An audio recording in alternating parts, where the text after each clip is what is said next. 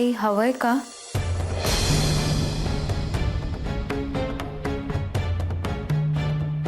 माझा रुमाल सापडत नाही.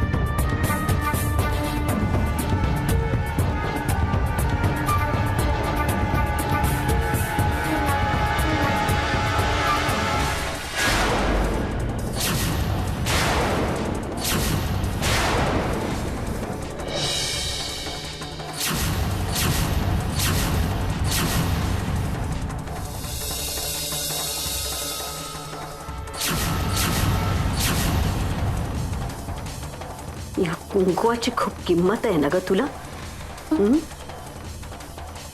स्वतःच कुंकू पुसलं गेल्यावर ठीक करायला निघालीस आणि माझं कुंकू पुसायला निघालीस होय का? नाही गप्पा बाईस. तुझ्यामुळे यांना पोलीस पकडून घेऊन गेले. पण नाही, तुझ्यामुळे माझ्या कुंकवाला जरा जरी धक्का लागला ना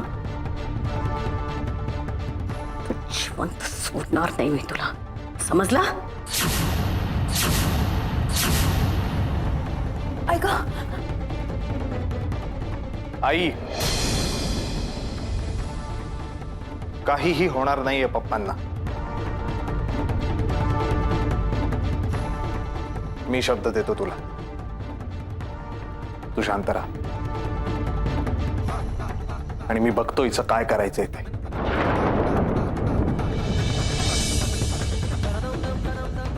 सोडणार नाही मी तुला ग.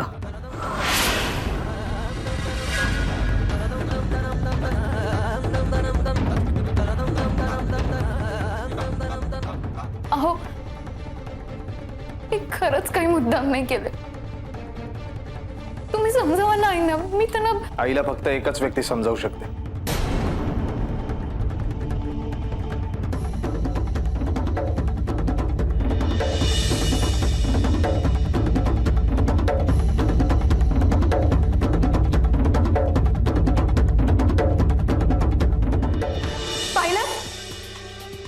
पाहिलंच पप्पांना कसं त्या दीड दमडीच्या सामंतनी पकडून नेलं ते.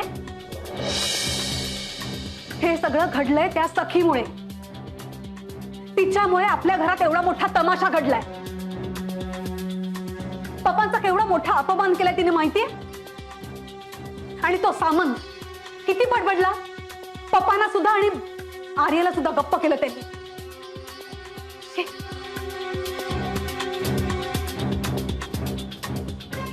राम,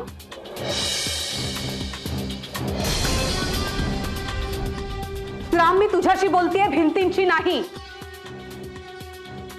अरे बोल ना माझ्याशी.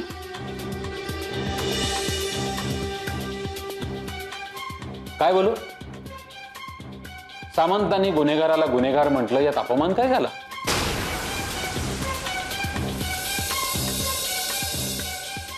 पेरावं तसं उगवतं. हे बघ राम, मला वाटतंय आपल्या चांगुलपणाची देवानी शिक्षा दिली आपल्याला. गरीबा घरची मुलगी आपण आपल्या घरी आणली ना सून म्हणून. झालं, तिनेच वाट लावली आपली.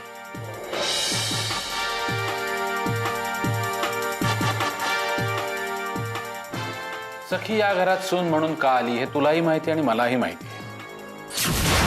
त्यामुळे त्याविषयी न बोललेलंच बरं.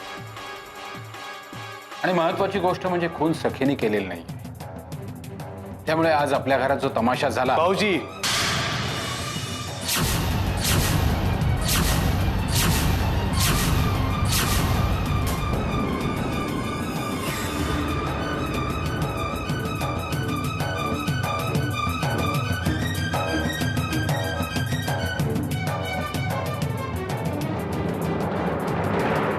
ज्या घरात ज्या छताखाली आज तुम्ही आहात ना, ते छत कसंही असलं तरी आज त्याच्यामुळे तुम्ही आहात. आणि ही गोष्ट विसरून चालणार नाही. नाही, हे कुणीच विसरून चालणार नाही, या घरच्या सुनेनं सुद्धा. कशी आहे रे तुझी बायको? खूप घाबरली असेल ना बिचारी?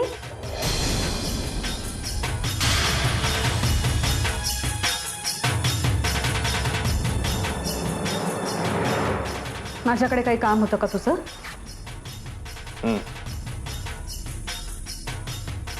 आई जरा जास्तच हायपर झाली होती, जरा सांभाळ तिला. ठाऊक आहे मला, मी सांभाळेन आईला. मला काही सांगायची गरज नाही. पण तू तुझ्या बायकोला सांभाळ. हे सगळं झालंय ना, ते तिच्यामुळे झालंय. कसं निस्तणार आहे सगळं? आणि पप्पांना सुद्धा. पप्पांना कसं सोडवायचं ते मी पाहतो.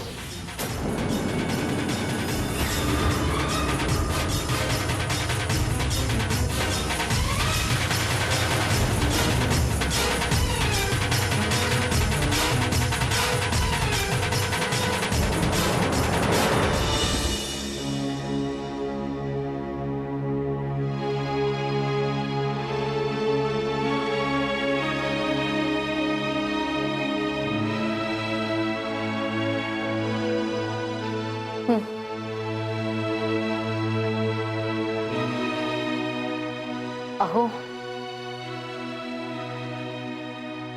अहो काय झालं? इतके अस्वस्थ का आहात तुम्ही?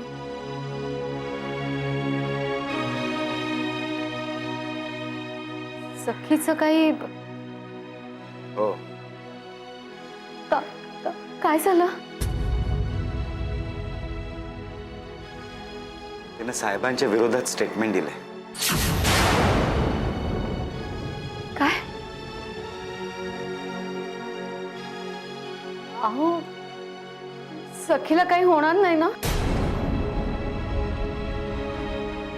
नाही म्हणजे सखीमुळे साहेबांना काही झालं तर प्रॉब्लेम नाही ना येणार?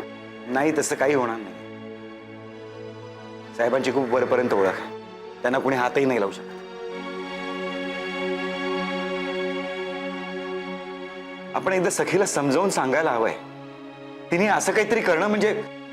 नाही, आपण आजच जाऊन समजावूया सखीला. ठीक आहे, तू तयारी कर, आपण लगेच निघूया. अहो पहिल्यांदाच जातोय आपण तिच्याकडे. काहीतरी साडी वगैरे. ठीक आहे ना, घेऊ काहीतरी वाटेल. तू जा, आवर तुझं.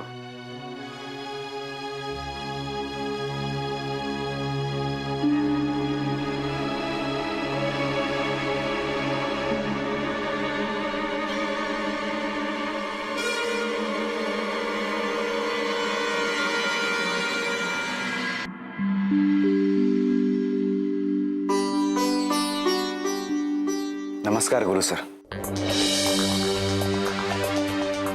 अरे तुम्ही या या दिवाकर.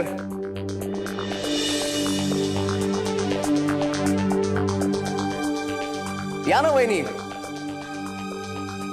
बसा बसा बसा. मी सखीला बोलवून आणते. हा,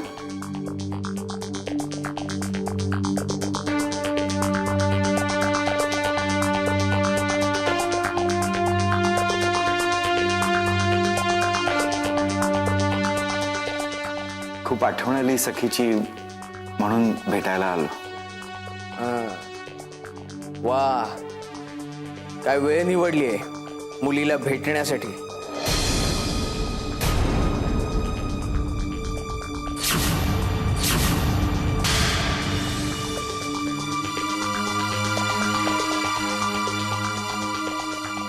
हाय बाबा.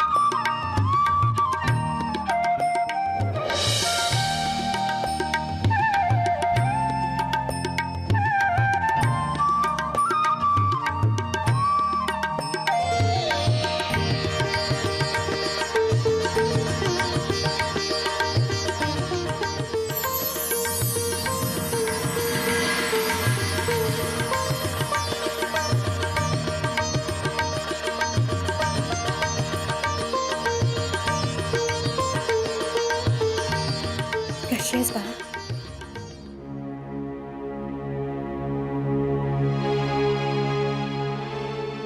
आई मी अगं कशी आहेस काय विचारतेस? साहेबांच्या घरात तिला काय त्रास असणार आहे? हो ना सखी?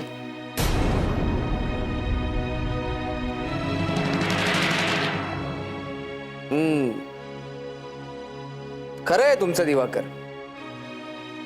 घरात अगदी काही झालं तरी तिला काय त्रास असणार आहे?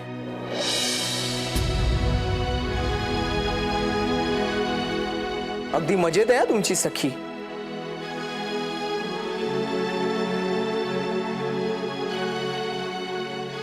मॅडम कुठे आहेत? मला भेटायचंय त्यांना.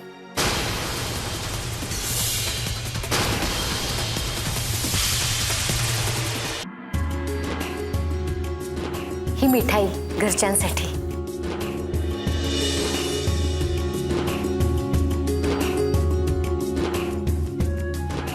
आणि ही साडी तुझ्यासाठी.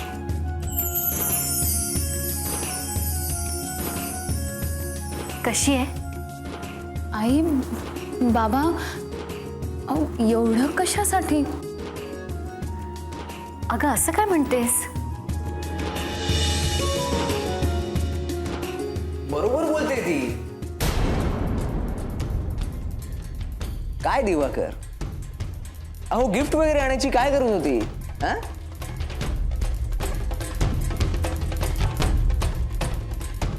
पहिल्यांदाच मुलीच्या घरी आलोय ना, मग वाह,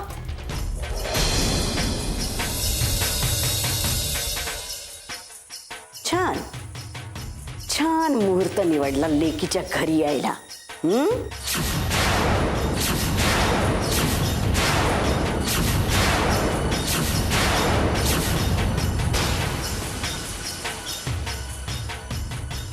चांगले प्रताप दाखवले तुमच्या लेकीने.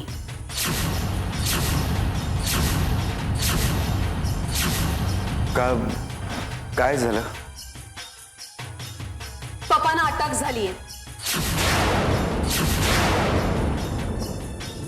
तुमच्या मुलीमुळे.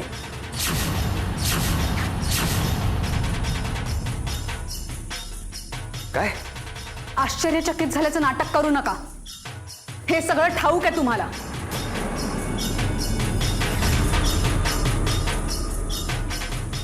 या सखीने पोलिसात स्टेटमेंट दिलं पप्पांच्या विरोधात.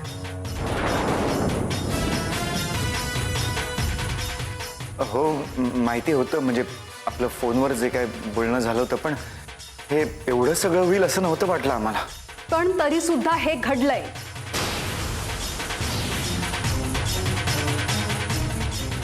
आणि हे सगळं झालंय तुमच्या मुलीमुळे.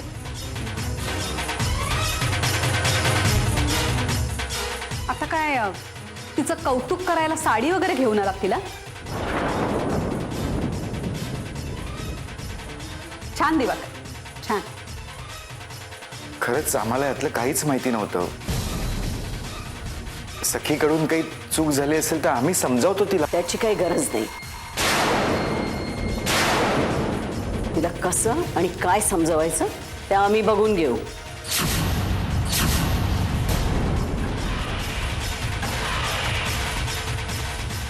इथे ये,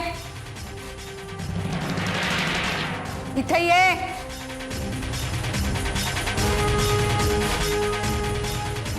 काय आहे? बाईसाहेब, चहा. चहा कोणासाठी? पाहुण्यांसाठी. हे हे पाहुणे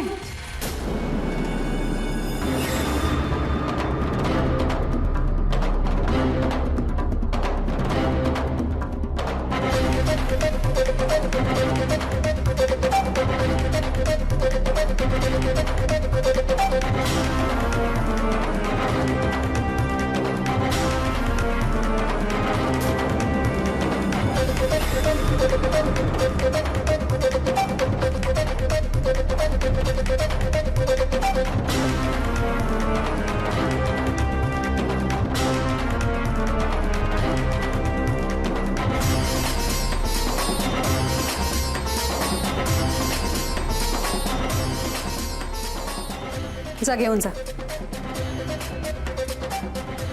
यांचा पाहुणचार कसा करायचा ते आम्हाला चांगलंच ठाऊक आहे.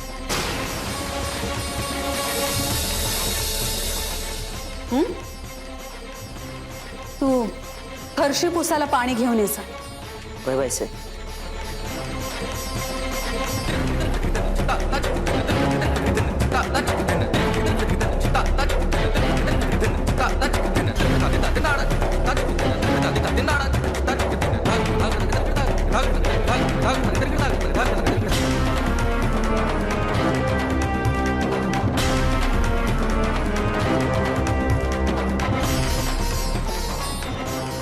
ए चहा सांडलाय.